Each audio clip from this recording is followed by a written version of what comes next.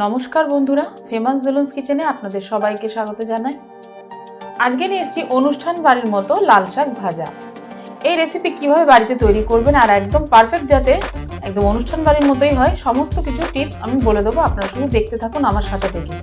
আর আজকের রেসিপি যদি ভালো লাগে তাহলে কিন্তু শেয়ার করে নেবেন আপনাদের আত্মীয় ও বন্ধু বান্ধবদের কাছে। তাহলে আসুন আজকের রেসিপিটা শুরু করা যাক।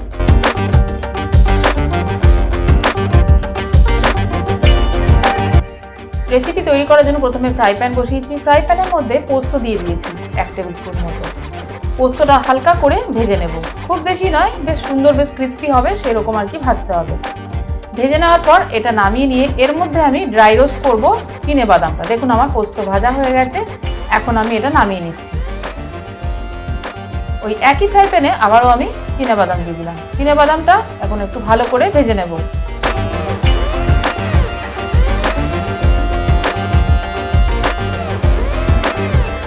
দেখুন চিনে বাদামে সুন্দর একটা কালার চলে এসছে, এখন আমি কিন্তু এটা নামিয়ে নিলাম।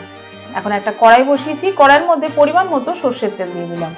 সর্ষের তেলটা ভালো করে গরম করে নেব। তেল দেখুন আমার গরম হয়ে গেছে, এখন আমি এর মধ্যে ফোড়নের জন্য কালো জিরে আর 2টো শুকনো লঙ্কা দিয়ে দিলাম। এখন ভালো করে বেশ কিছুক্ষণ নেড়ে চেড়ে নেব।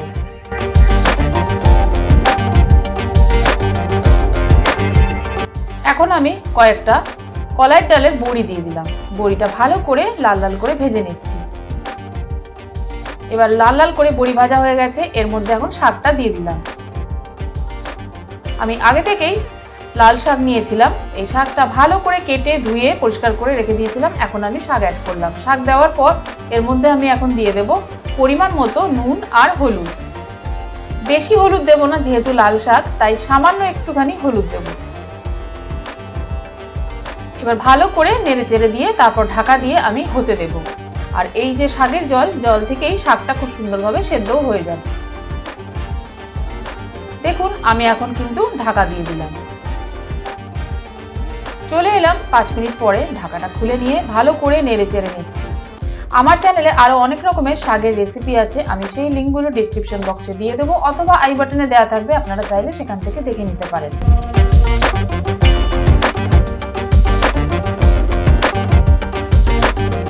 এখন দিয়ে দিলাম কয়েকটা চিড়ে রাখা কাঁচা লঙ্কা।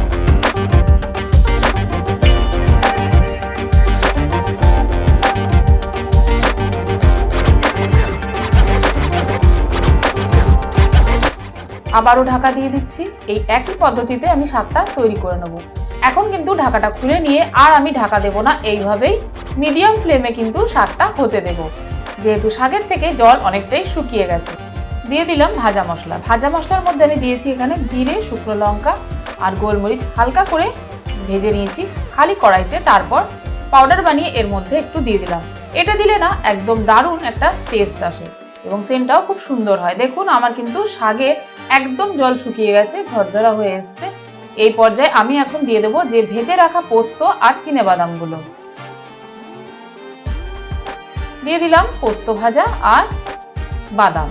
দেওয়ার পর ভালো করে আবারও নেড়ে চেড়ে আমি এখন নামিয়ে নেব, তারপর গরম গরম পরিবেশন করব। তাহলে আজকের আমার এই অনুষ্ঠান বাড়ির মতো লাল শাক ভাজা কেমন লাগলো অবশ্যই আমাকে জানাবেন। আর ভালো লাগলে কিন্তু লাইক ও সাবস্ক্রাইব করে নেবেন এবং সঙ্গে থাকা বেল বাটনটা প্রেস করে আমার সাথে থাকবেন। এখন আমি গার্নিশ করে দিচ্ছি কিছুটা ভাজা বাদাম আর কিছুটা পোস্ত দিয়ে।